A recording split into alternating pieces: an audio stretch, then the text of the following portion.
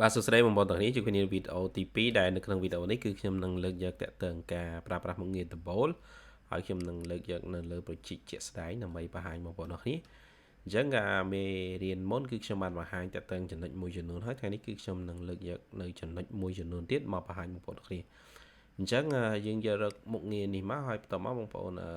អានឹងយើងទៅមើលមេរៀនមុនសម្រាប់អ្នកដែលទឹមតែមើលតោះខ្ញុំនឹងគូសវាជា boundary បែបនេះហើយនៅក្នុងនេះខ្ញុំថ្ងៃនេះគឺខ្ញុំនឹងធ្វើការគូសដំបូលលក្ខណៈនេះម្ដងលក្ខណៈជាបេតុងដែលអាចរៀបសរសៃដៃបាន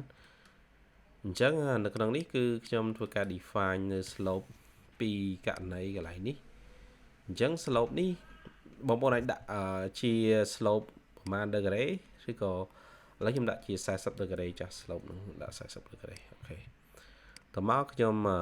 view នៅ 3D ដើម្បីបង្ហាញបន្តមកទៀតគឺនៅក្នុងចំណុចនេះគឺទី1នៅក្នុងករណីដែលយើងគូសដបបែបនេះបើសិនជាបងប្អូនចង់ឲ្យសសរវាមក connect ជាមួយដបហ្នឹងយើងធ្វើម៉េចនៅក្នុងនេះយើងមាននៅពេលមុខងារសសរឬក៏ wall ដូចខ្ញុំធ្លាប់បង្ហាញបងប្អូនទាំងគ្នាឧទាហរណ៍បើសិនជាអ្នកទាំងគ្នាប្រើប្រាស់យើងគូសដបចូលដល់ខ្ញុំគូសដបពីនេះខ្ញុំ define slope ចុះអូខេឥឡូវខ្ញុំធ្វើសារថ្មីអញ្ចឹងខ្ញុំគឺដំបូងខ្ញុំធ្លាប់បង្ហាញ set work plan អញ្ចឹងនៅក្នុងកន្លែងនេះខ្ញុំ finish ហើយខ្ញុំគូសនៅ wall ដែលខ្ញុំគូសជា wall astic ចុះអញ្ចឹងយើងខ្ញុំគូសនៅក្នុងរង្វង់ហ្នឹងគូសនៅក្នុងរង្វង់ហ្នឹងចុះ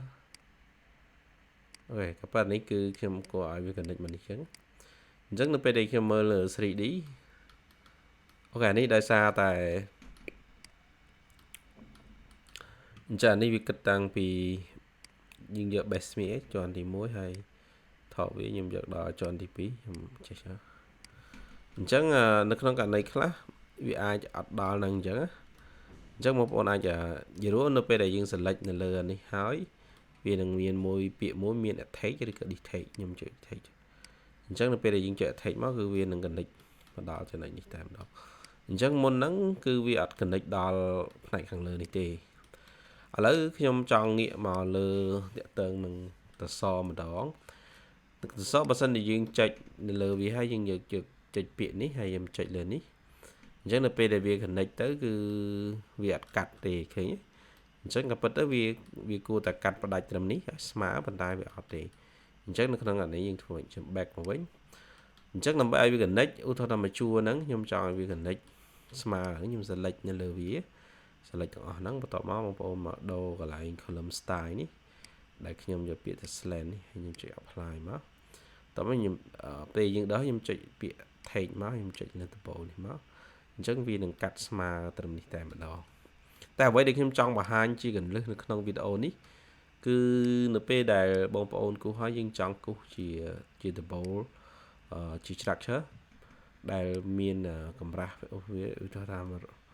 120ចុះជាបេតុងដែលយើងអាចរៀបសរសៃដែកបានក៏ប៉ុន្តែនៅក្នុងដំបូលដែលប្រាស់មុខងារនៅក្នុង stick នេះគឺយើងមិនអាចធ្វើការរៀបសរសៃដែកបានទេរៀបសរសៃដែកបានលុះត្រានៅពេលដែលយើងចុចនោះមានពាក្យ structural មួយប៉ុន្តែនៅក្នុងនេះនៅពេលដែលបងប្អូនចុចគឺវាអត់មានពាក្យ structural ទេអញ្ចឹងយើងធ្វើម៉េចយើងនឹងប្រើប្រាស់នៅមុខងារជំនួយមួយដែលនៅក្នុងមុខងារហ្នឹងគឺនៅក្នុង structure ហើយបងប្អូនជាពាក្យ component ហើយយើងយក model in place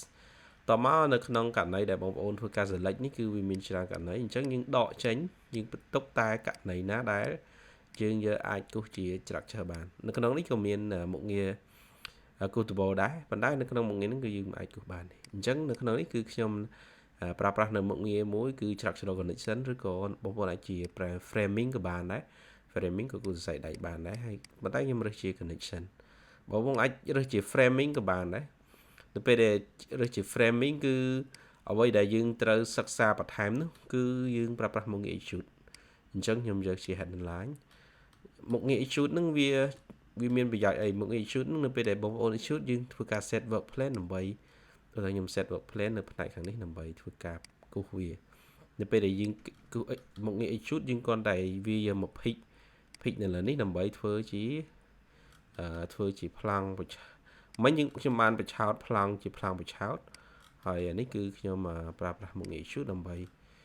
ធ្វើការគូស វាហើយយើងទាញវាអញ្ចឹងនៅក្នុងករណីនេះគឺយើងអាចនិយាយរួមបញ្ឆិតកន្លែងនេះគឺបងប្អូនមិនអាចនេះទេ